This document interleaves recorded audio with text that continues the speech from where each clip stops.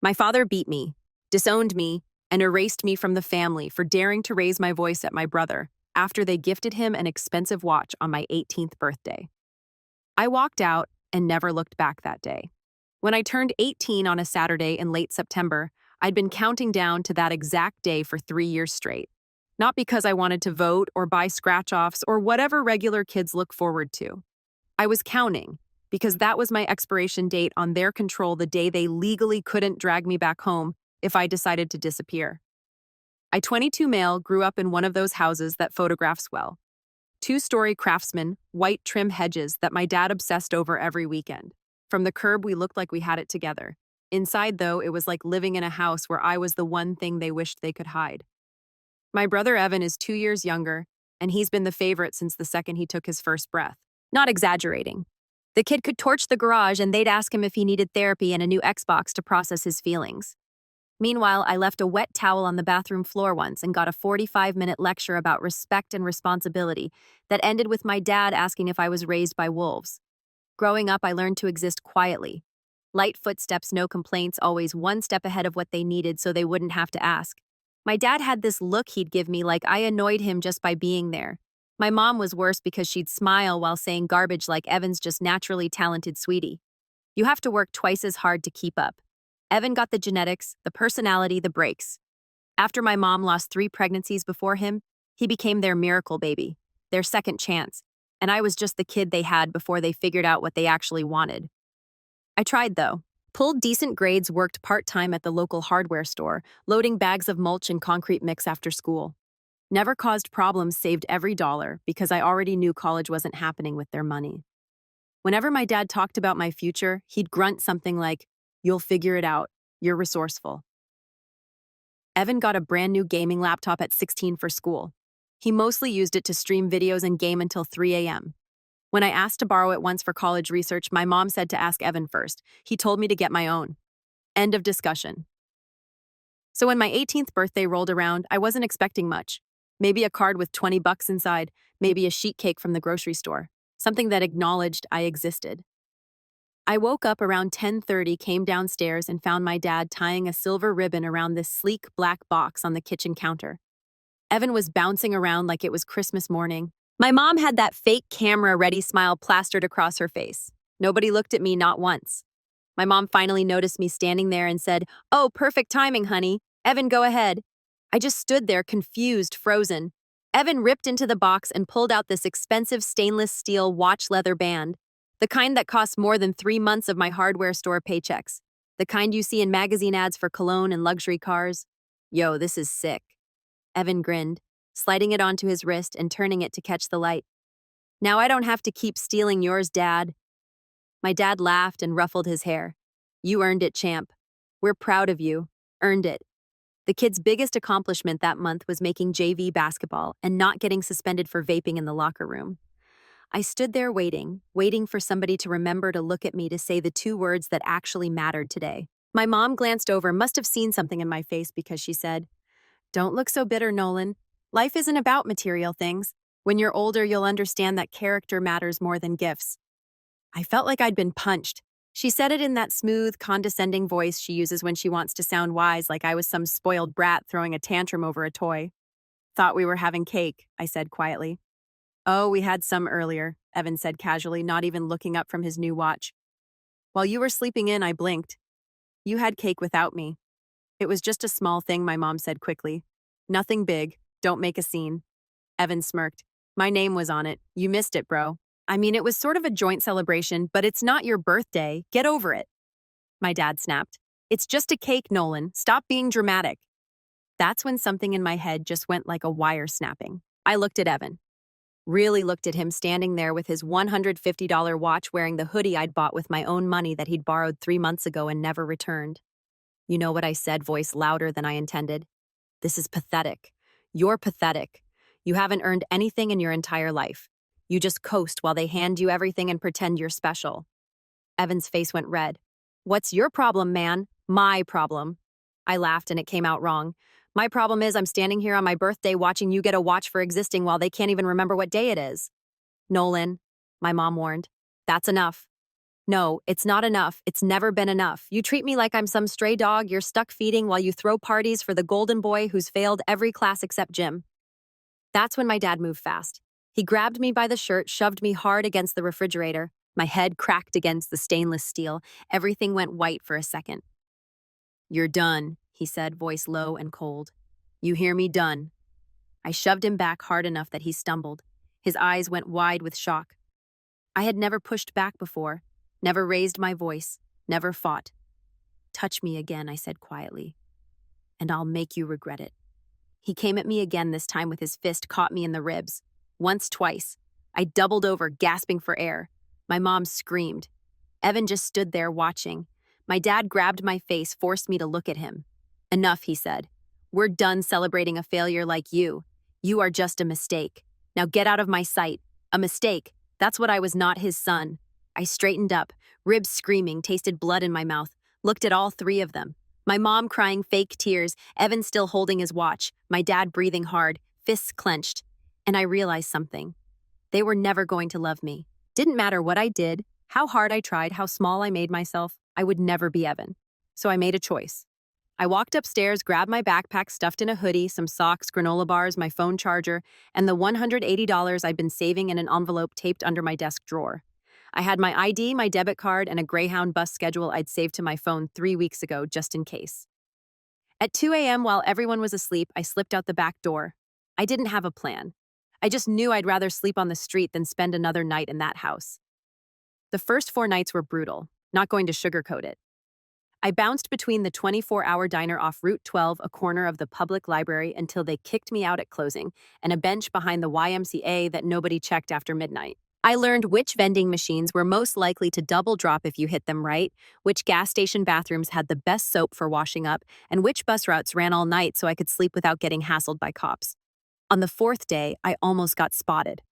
I was walking past the strip mall to charge my phone at the library, and I saw my dad's truck turning into the parking lot like it owned the place. Same dents on the bumper, same vanity plate frame.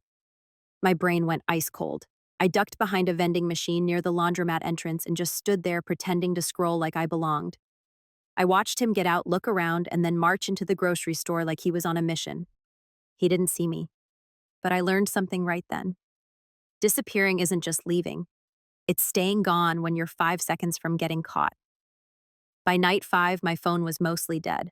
My hoodie smelled like sweat and rain, and I'd eaten so many gas station protein bars I thought my stomach might revolt. That's when I found the church downtown. They ran a shelter program out of the basement. Nothing fancy, just cots and a hot meal 3 times a week. The guy at intake was an older dude with gray hair and the kind eyes you don't see often. He didn't ask questions when I showed up with my backpack, and busted lip just nodded and pointed me toward an empty cot near the back. I stayed there for 11 days, met some people, learned things like how to stretch $3 into 2 meals, how to spot trouble before it spots you, how to sleep light so nobody takes your stuff. During the day, I'd walk to the library and fill out job applications on the public computers. I applied everywhere: restaurants, retail stores, warehouses, delivery services, anything that would take someone with a high school diploma and a pulse. My phone started buzzing with callbacks after about a week and a half. That's also when my dad started calling. First message was angry, threatening, then confused, then desperate. By the 4th voicemail, he was crying. "Your room's still here, Nolan. Please just come home. We can talk about this." I didn't call back. What was I supposed to say? That I'd rather sleep on a cot in a church basement than live in a house where I was a mistake. I eventually landed a job at a medical supply distribution center, this massive hub off Highway 47 that shipped hospital equipment and pharmaceutical supplies to clinics across 3 states. The pay was minimum wage plus occasional overtime, but they hired me on the spot when I showed up for the interview in a borrowed button-down. The operations manager, a guy with forearms like steel cables, looked at me and said, "You show up on time. You work hard. You don't steal. We're good. That's the whole deal." I showed up every single day early. After 2 weeks sleeping in the shelter, I met the older guy from intake outside after one of the meal services. He was dropping off donated blankets and canned soup. Former electrician, retired early after his wife died. He mentioned he had this converted shed behind his house that he'd been using for storage, but he'd been thinking about renting it out cheap to someone who needed a break. I asked how cheap. He said $120 a week, utilities included. I moved in the next morning. It wasn't much. A twin mattress on a metal frame, a space heater that only worked if you didn't breathe on it wrong, a microwave, and a hot plate. Smelled like motor oil and old newspapers. But it was warm, private, and mine. The landlord left me alone mostly. Just knocked once a week for rent and occasionally left a bag of groceries on the step without saying anything about it. I worked 40-plus hours at the hub, sometimes picking up Saturday shifts when they needed bodies for urgent shipments. I kept my head down, did the work, didn't complain.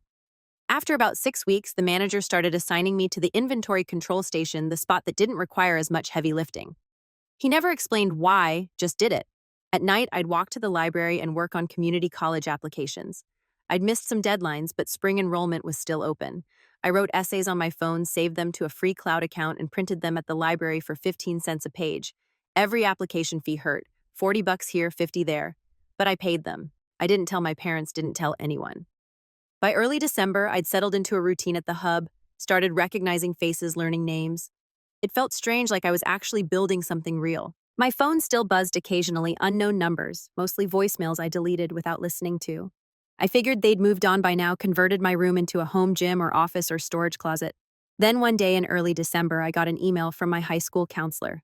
Nolan, I hope this finds you safe. I wanted to inform you that your transcript request has been canceled. Your parents contacted the school administrator and stated you would not be pursuing higher education. They requested we cease all correspondence regarding college applications. I wanted to make sure you were aware. Please contact me if you need assistance. I read it 5 times. Then I called her back. She confirmed everything. My parents had contacted the school 3 weeks ago, claimed I decided against college, and requested my records be marked inactive. Some deadlines had already passed. A state grant I'd been in the running for was gone. I spent the next 3 days fixing it, calling the school, explaining the situation, reactivating my records. The counselor helped where she could, wrote letters, made calls, but some opportunities were already dead. That night I sat in the shed staring at the wall, and I got it. They weren't just done with me, they were actively trying to block me, stop my future before I could prove them wrong. That was the moment I stopped feeling sad and started planning. Winter hit hard. The shed barely had insulation, and the space heater only worked if you positioned it perfectly. 3 layers to bed most nights, socks doubled up, sleeping curled tight. Work ramped up during the holidays, doubles most weeks, back screaming, hands torn up. But every extra shift was another $70 toward tuition. The manager started rotating me into logistics coordination. Less lifting, more problem solving. Turned out I was good at it. One night, the inventory system crashed right before a major deadline. Whole team panicked. The manager was on the phone yelling at headquarters when I noticed the error message. I'd been teaching myself Excel and basic database stuff at the library between job applications. This error was simple. Corrupted data table. I walked over. Try reloading yesterday's backup. Current database is corrupted. The manager stared at me. You know how to do that? I shrugged. I can try. 15 minutes later, system was running. He slapped my back hard enough to bruise. You just saved us a $25,000 penalty, kid. Word spread fast. Within 2 weeks, people started coming to me when tech broke. Didn't get a raise, but people learned my name. Started seeing me as something other than the kid loading boxes. By late December, I'd saved enough for spring tuition. Applied to 3 programs at the community college. Had to get a dependency override from financial aid. Brought them shelter documentation, a letter from the counselor, proof I'd been self-supporting 6 trips, and a mountain of paperwork. Later, I got it done. January came, acceptance letters, all 3 programs plus a partial need-based grant. I stared at the email for 2 hours, just staring at the word congratulations like it might disappear. That night, I baked myself a boxed cake in the landlord's kitchen. Chocolate lopsided, slightly burned. Wrote my own name on it in blue icing, just Nolan. Ate 3 pieces, saved the rest. Next morning, I registered for classes. Intro to Business Management College, Algebra, English, Composition, Principles of Logistics. Didn't tell my parents, but small towns talk. And 3 weeks later, I ran into a neighbor at the grocery store. She smiled wide. Nolan, heard you're going to college. Your mom must be so proud. I nodded. Yeah, must be. But I knew better. Later that week, my mom called from an unknown number. I let it go to voicemail. She didn't cry or yell, just said in that measured, fake, sweet voice, "We heard about school, Nolan. That's wonderful. I hope you remember where you came from. Like I owed them something." Deleted. Classes started. Worked mornings, lectures afternoons, library at night. Found an apartment near campus with 2 quiet roommates who paid rent on time. Left the shed with a handshake, a thanks, and $50 extra for the landlord. My business professor noticed I picked things up fast. Started giving me extra work, helping other students setting up class schedules. Made dean's list spring semester. Landed a campus admin job by fall that paid better than the warehouse. First year was rough, but steady. Second year, I settled in. Better apartment, better routine, better grades. I finished my 2-year associate degree, then transferred to the state university for my bachelor's. By the time I was in my 3rd year of college, overall working on my bachelor's degree, I'd been gone almost 3 full years from home. Felt like a lifetime. Then one night in mid-September, LinkedIn message from a former neighbor. Hey, Nolan wasn't sure if I should mention this, but thought you had a right to know. Your parents just listed the house for sale. Sign went up yesterday. Hope you're doing well. I stared at the message. The house was for sale. At first, nothing, just blank. Then something else, something cold and focused. I opened Zillow. The listing was easy to find. Professional photos, staged furniture, generic descriptions. Charming family home with character. 3 bedrooms plus bonus room, hardwood floors, quiet neighborhood, lovingly maintained for over 20 years. I scrolled through the photos. Living room, kitchen, master bedroom, guest bathroom, then something labeled Evan's office/bonus room. My room, except it wasn't mine anymore. Beige walls, neutral bedding, generic landscape prints, not a single trace of the 18 years I spent in that space. No posters, no desk, no books, nothing. They didn't just erase me. They renovated me out. I sat there for a long time, phone in hand, staring at the listing. The asking price was high, way too high for a house that age in that neighborhood. They were clearly desperate, probably needed to sell fast. I dug deeper. Public property records are surprisingly easy to find if you know where to look. I pulled up the mortgage history, tax records, past sales, and I found something interesting. The mortgage wasn't paid off, not even close, and they were behind. 4 months, maybe 5, based on the public lien records. That's when the idea started forming. I wanted to see the house one last time before it belonged to someone else. So I did something slightly insane. I waited for an open house. They had one scheduled for that Sunday. According to the listing, the agent was standing in the driveway greeting people when I showed up. I'd borrowed a dress shirt from my roommate and carried a folder with some random papers to look legit. The agent had no idea she was giving a tour to a ghost. So the sellers are super motivated, she said, clicking her pen nervously as we walked up the driveway. They've already relocated most of their personal items, looking for a quick close. Their youngest just started college out of state. Their youngest, Evan, of course. I nodded, following her inside. She talked non-stop about crown molding and updated appliances and energy-efficient windows. I barely listened. My attention was on the spaces, the walls, the fact that I wasn't there anymore. The kitchen looked the same, the living room too. My parents' bedroom was staged with rental furniture. Then we got to my old room. I stood in the doorway and felt absolutely nothing, just cold. The agent gestured around like she was showing off a prize. This was their son's gaming and study room. Gets amazing natural light, perfect flexible space. Gaming and study room. That's what I'd become. Evan's overflow. I stepped inside. They'd staged it like a college prep station. A sleek desk with a lamp, a bulletin board with a dorm checklist pinned neatly. College brochures fanned across a side table. Evan's name on everything. We moved through Evan's actual room next. Still decorated, still had his stuff. Trophies on the shelf, posters on the walls. They hadn't touched a single thing.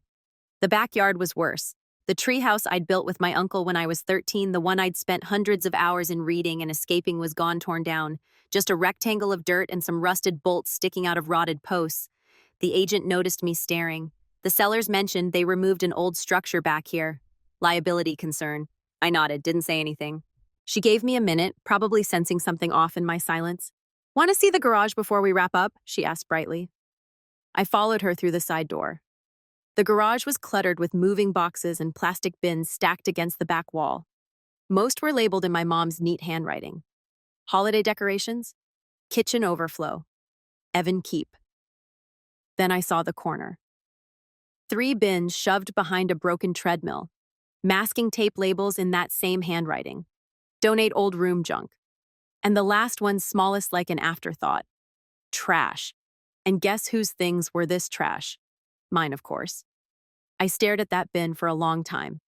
The agent didn't notice. She was already heading back inside, talking about square footage. I walked to the back fence, hands in my pockets, breathing steady.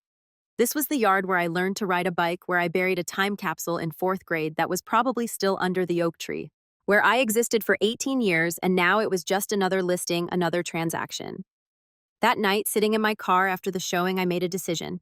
If they wanted to erase me, fine. But I was going to make sure the world knew exactly who I was and they were going to watch from the wreckage. I didn't want revenge that screamed. I wanted revenge that burned slow. The kind that creeps up, destroys quietly, and leaves no trace. Then the text came out of nowhere about 2 months after I started at the community college. Evan. First time I'd heard from him since I left. Heard you're working at some grocery store and going to community college? Lame. Then another message. You know what I did to your room, right? Check this out. Attached was a photo. My old room, except it wasn't my room anymore. Freshly painted new furniture staged like a showroom for the open house. Clean, perfect, like I'd never existed. Cleared out all your garbage. Looks way better now. Guess that's what happens when the dead weight leaves. Stay broke working your little job. Don't come back. Oh, and thanks for moving out. We actually needed the space for something useful. I stared at that message for a solid minute. Not hurt, not angry, just cold calculating. He wanted a reaction. Wanted me to fire back something desperate or defensive. Wanted proof he still had power over me. I didn't reply. That night I couldn't sleep. Kept thinking about that photo, about how easy it was for them to erase me. Around 2 in the morning, I opened Instagram, just scrolling killing time. That's when I found it. Evan's Finsta. Public. Same face, different username. Some variation of his name with random numbers. The kind of account people make when they think they're being clever but are actually just sloppy. His story was still up, posted 6 hours ago. First slide was him sitting in my old room. Caption, clear dead weight, finally. Second slide was him filming himself in the mirror. Caption, golden child stays winning. I screenshotted both. Username visible, timestamp visible. Then I kept scrolling through his highlights, months of posts. And that's when I hit gold. One highlight labeled Real Talk had slides from a few months back. Evan joking with friends about copying someone's calculus exam. Another slide bragging about having his girlfriend write his English essays. Another one laughing about faking volunteer hours for his college apps. Screenshots of group chats where he admitted plagiarizing assignments. Nothing hidden, nothing private. Just out there. Public. Stupid. I screenshotted every single one. Made sure the username and timestamps were visible in every shot. Then I emailed them all to myself. Opened my laptop, created a new folder inside the one labeled House. I called it Receipts.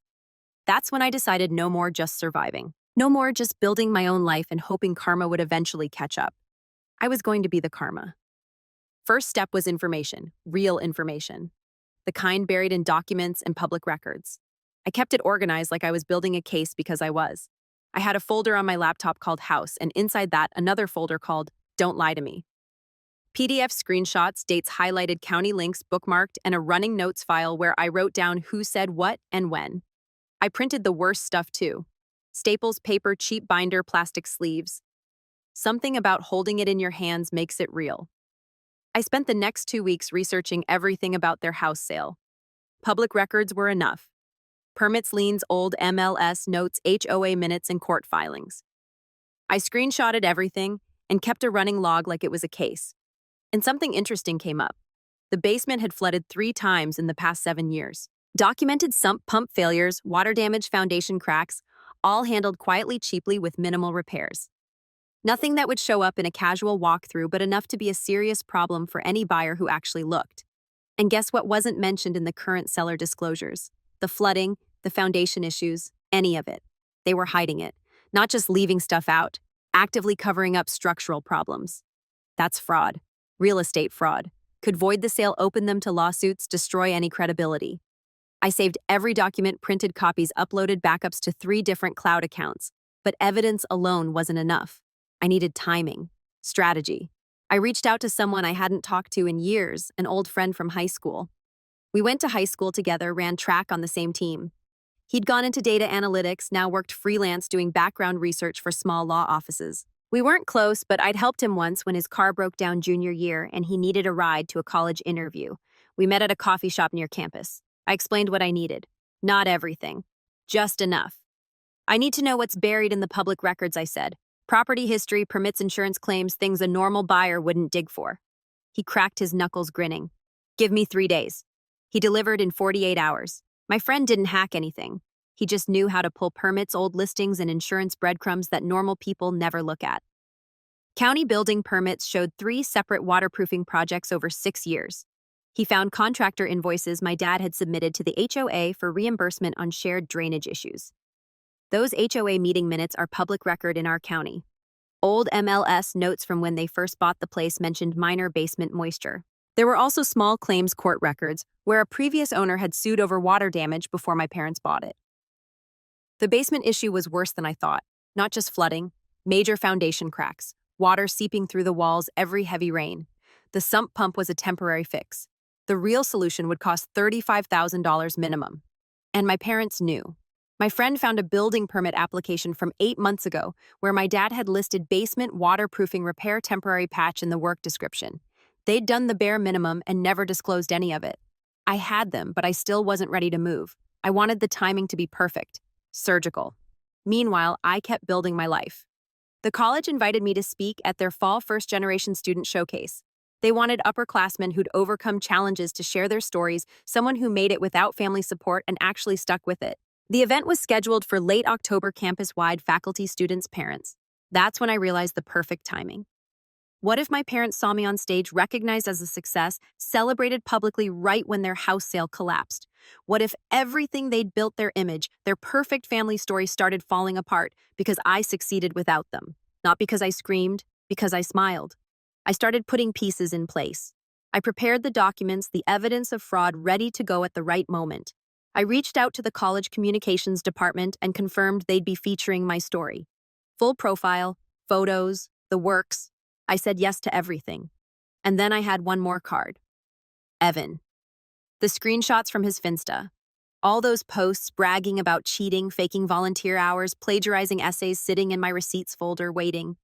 Nothing huge alone, but packaged together and sent to the right admissions office. That's different. I didn't want to destroy him. Just remind him that nobody's untouchable forever. I waited for October, and when it came, I started.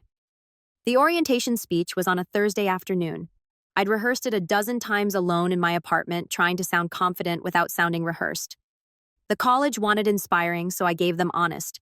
I talked about growing up invisible, about working 2 jobs to afford application fees, about sleeping in a church shelter and learning to stretch $3 into 2 meals, about the moment I realized I didn't need anyone's permission to exist, about making Dean's List 4 semesters in a row while working part-time and putting myself through school.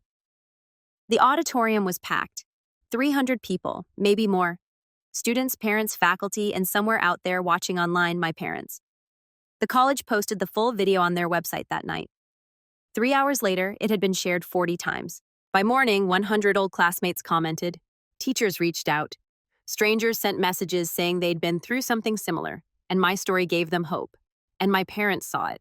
I know because someone forwarded me a screenshot of a comment my mom left on a shared post. This is full of exaggerations. Some people just don't appreciate everything their families sacrifice. Passive-aggressive, defensive, perfect. She was rattled, and I wasn't finished. What cracked me up was how fast it moved outside my control.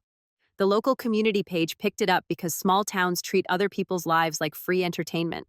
Someone posted the article. Someone else posted a screenshot of my mom's comment. And then the replies turned into the kind of gossip fest that pretends to be concerned but is really just drama.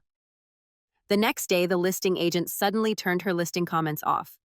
Not a coincidence, just damage control. While the profile was circulating online, I executed phase 2. The house buyers were in their final inspection period. Everything was moving toward closing. They'd already secured financing, started packing, mentally invested in this being their new home. That's when I sent the package. Anonymous, untraceable, forwarded through a third-party mail service. Inside was a flash drive. Permit history showing repeated waterproofing work. Photos from the open house listing showing suspicious wall stains. Screenshots of the HOA meeting minutes discussing shared drainage issues. Copies of the old MLS notes mentioning moisture. The small claims court documents from the previous owner's lawsuit. And a typed letter. This property has undisclosed structural damage. The sellers knew and deliberately concealed it. If you close on this house, the liability becomes yours. Ask the agent about the waterproofing permits and foundation issues documented in county records. See what they say. 4 days later, the listing disappeared. The buyers backed out hard. Here's the thing about real estate. Once a buyer's inspector documents water intrusion and foundation damage, and the buyer's agent puts it in writing, demanding repairs or credits, that agent has a legal duty to disclose going forward. The listing agent couldn't hide it anymore. The buyer's agent sent her a formal email requesting the sellers address undisclosed structural issues or they'd walk.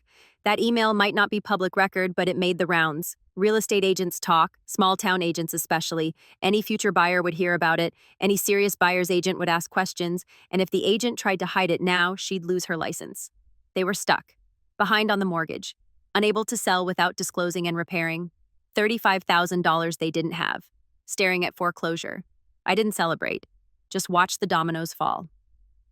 Then came phase 3. Evan was applying to universities, big schools, prestigious programs, riding on inflated grades and fake achievements. I sent one email. Anonymous. To the admissions integrity office of his top 3 choices. Academic dishonesty concern regarding applicant Evan.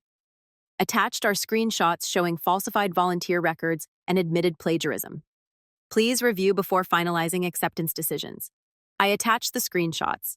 Him joking about copying assignments, bragging about faking community service hours, laughing about having friends sign attendance sheets he never earned. I didn't need him rejected on the spot. I just needed a quiet under-review stamp that would follow him around. 2 weeks later, I heard through the small-town network that Evan's top-choice acceptance got delayed. They'd requested additional documentation. His scholarship committee put his application on hold pending clarification.